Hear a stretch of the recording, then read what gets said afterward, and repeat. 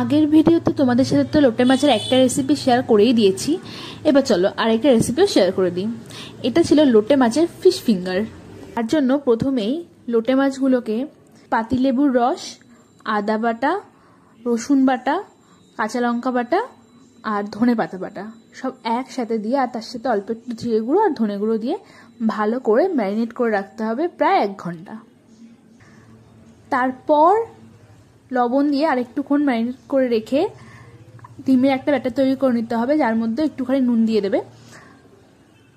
তারপর মাছগুলোকে নিয়ে এরকম একবার ময়দাতে কোট করবে, এবার ডিমের গোলায় চুবিয়ে নিয়ে তারপরে ব্রেড ক্রাম্বসে কোট করবে। এরকমভাবে তোমরা ডবল কোটও করতে পারো বা সিঙ্গেল কোটও করতে পারো।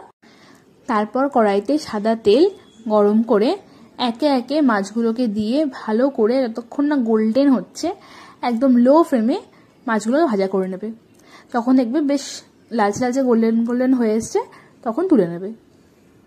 ব্যাস, তাহলেই রেডি আমাদের লোটে মাছের ফিশ ফিঙ্গার।